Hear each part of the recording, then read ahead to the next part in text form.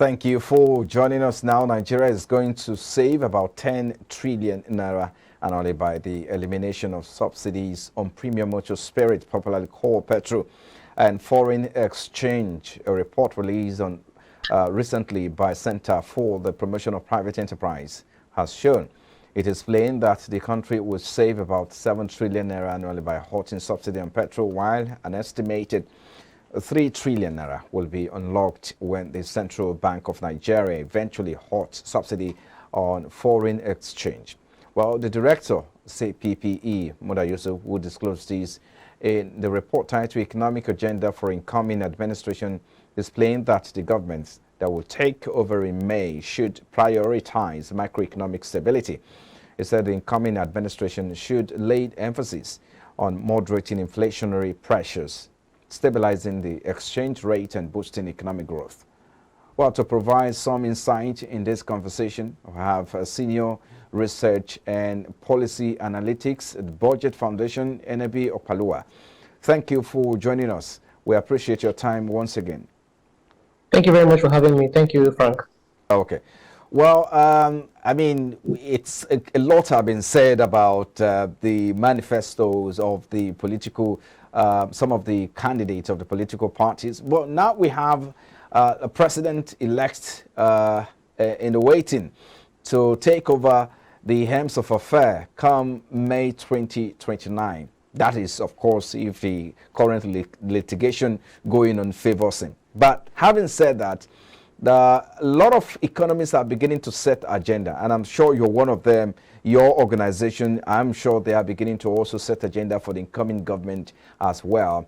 But talk to us, what is the key issue on top of the agenda, or on top of the some of the concerns raised by Nigerians that the incoming government should begin to look at? Let me ask you personally.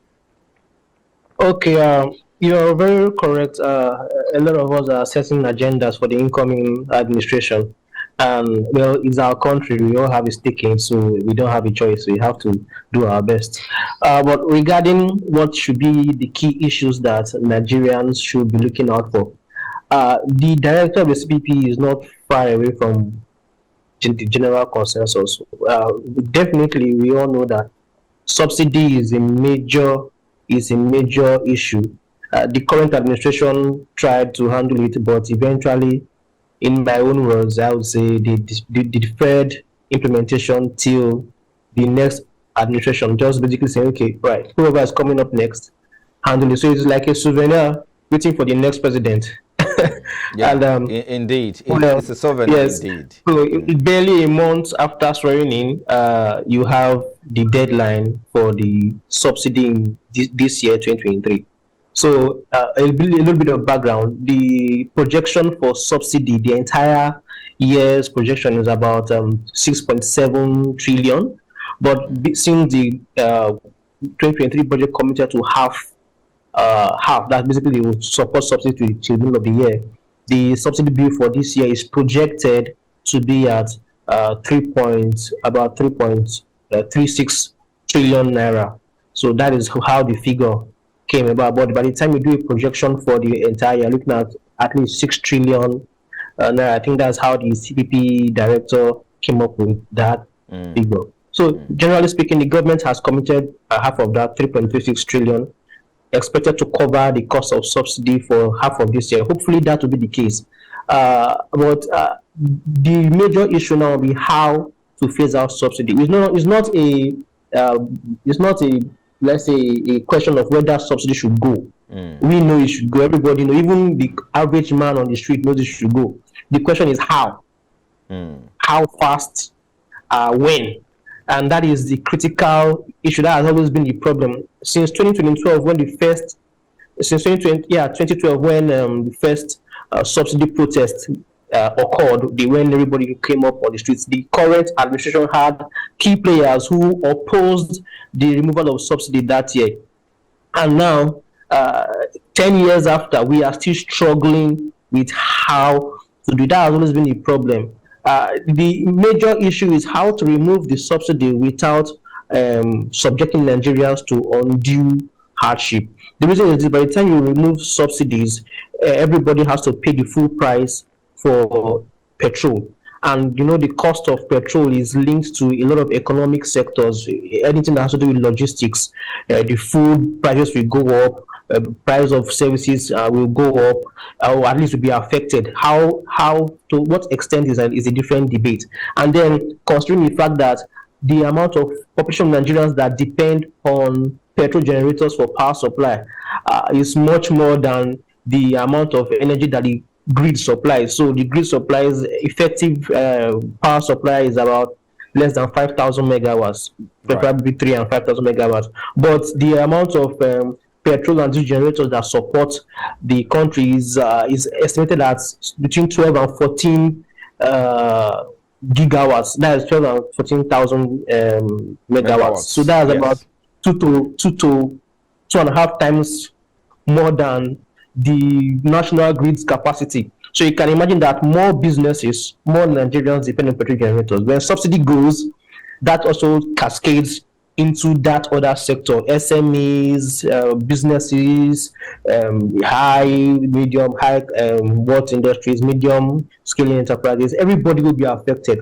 So the issue now is, how do you do that without subjecting Nigerians to undue hardship? And that question is very, very difficult to answer.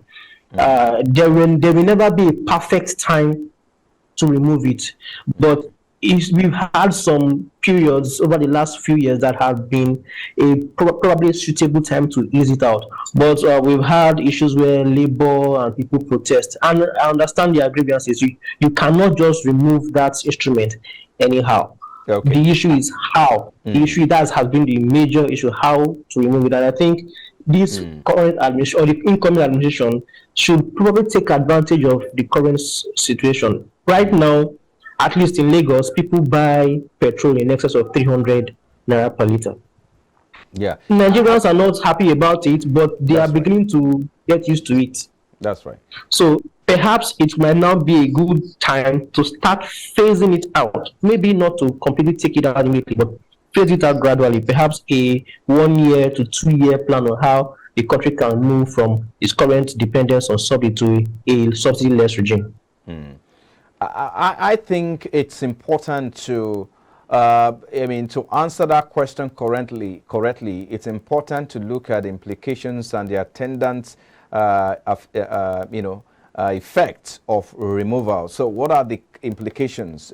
What are the things that we expect to happen by the time it is removed? Maybe by the time the government sit down and look at the implication, they'll be able to look, then the answer will come on how to. So maybe we should start looking at, driving our conversation around the implication and how to cushion the effect of the impact when it comes. So what's your take on that?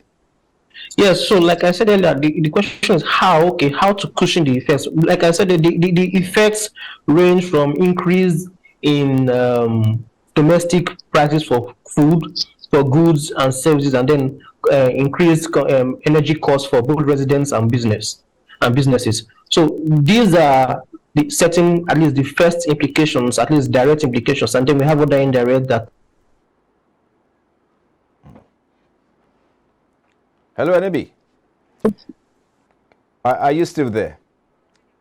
It looks like there's a distortion in the audio connection there, but I think it was Enebi was trying to let us know that, that there are direct implications of the implementation of the subsidy removal. So perhaps maybe we need to highlight that and look at possible ways the government can look at it, because if we're to begin to set agenda for this government, they must begin to also, lay down some, measures, practical measures the government can begin to take to address, the attendant effects of this, subsidy removal. So talk to us. Are you there?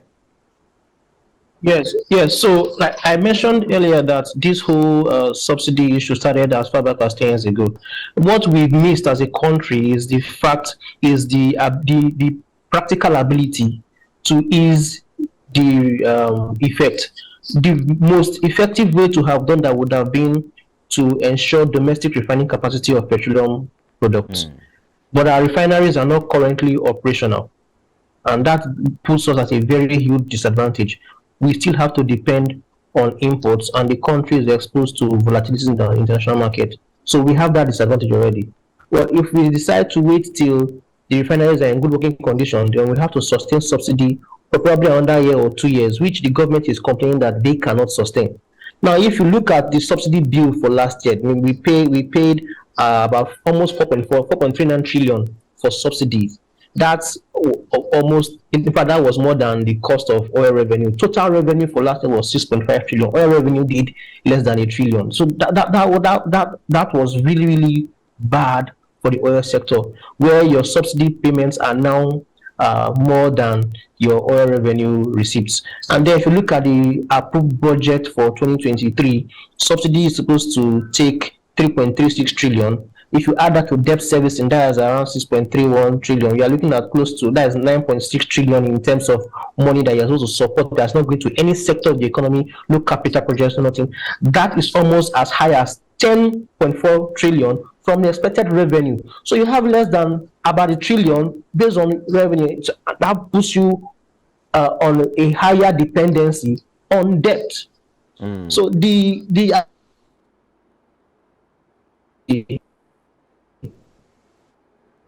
Hello, Anib. Can you hear me, Anibi? But let me quickly I come can in. see you. Yes, I wanted to jump in quickly. Some have also averred or, also posited that should the government, if they come in government, should they remove it immediately or implement the subsidy removal when they come in, there will be a backlash from Nigerians. Trust me, Nigerians can't react to such situation, especially when it becomes unbearable for them. So perhaps this will make them, be caught up in between, the Red Sea. And I mean, so how do you think that the government, the body language of some of the candidates we saw during the campaign processes and then the period of campaigns and the election, do you think that it's something they may want to do because of the implication? Because it's going to, like you said, there are direct implications, and one of them is that the price of this commodity will go up, the prices of transportation will go up, cost of energy across board will go up as well. So that's why some people are saying maybe it will take the government, some time to settle before they can start implementing this policy. Because of course it's about policy. You have to look at how bearable will it be for Nigerians. Hello, Anibi, can you hear me? I'm not sure if we have Anibi, but let's quickly take a break. When we don't have him, then we can come back to continue on this conversation and probably wrap up on this note. We'll be back in a moment. This is Business Breakfast.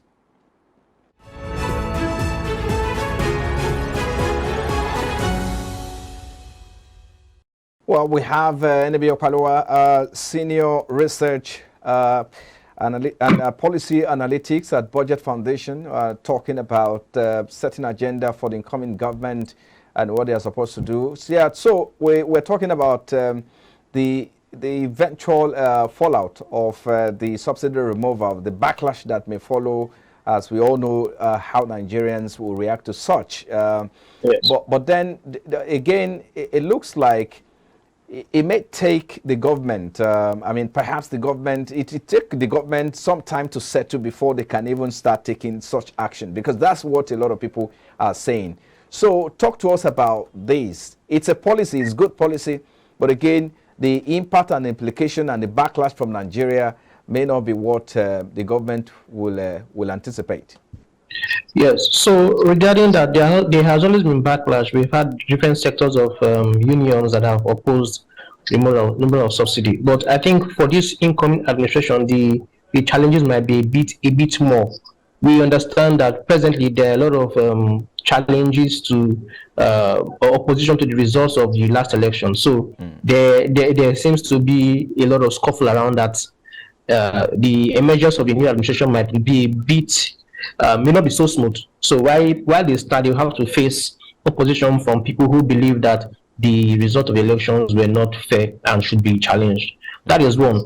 Bearing that in mind, we are a bit skeptical as to if the government want to push removal of the subsidy, if the new administration want to push removal of subsidy, that may not be popular with Nigerians, while they are trying to the legitimacy of their mandate in courts. So, well, I wanted NAB to wrap up on that note, but it looks like the internet is not friendly today at all, given that. But okay, we have you now. So okay, I need you to drive I'll home just that point. quickly wrap up. Now. Yes, So go ahead. basically, I was just saying that there's a bit skepticism as to whether the new government will be willing to push that policy to the fullest. We just have to wait and see whether they will have the political will amidst all the challenges, both social and economic, to push ahead the removal of the subsidy. We just have to wait and see if they have the strength to do that and the knowledge to implement it appropriately. I would recommend a phase-wise reduction over a period of time to reduce the intensity and the effect. While during that period, ensure that we have mitigating factors like bringing a refinery, at least Port Harcourt refinery that is receiving attention now, should come online before the final removal. Perhaps that will help. Maybe the Dangote refinery would have come online by then. Perhaps that will help. A gradual chunk by chunk removal of the subsidy, and then Nigeria already used to high prices now, so perhaps it will be, but the political will is the key, key regarding the circumstances. Okay, I think we should leave it there. Thank you so much for your time. NAB Okpalua is a senior research and policy analytics at Budget Foundation. Thank you for sharing your thought with us. Thanks for having me. Yeah. So we'll take a break now. When we'll return, of course, it will be time for another conversation on the program here. Please stay with us.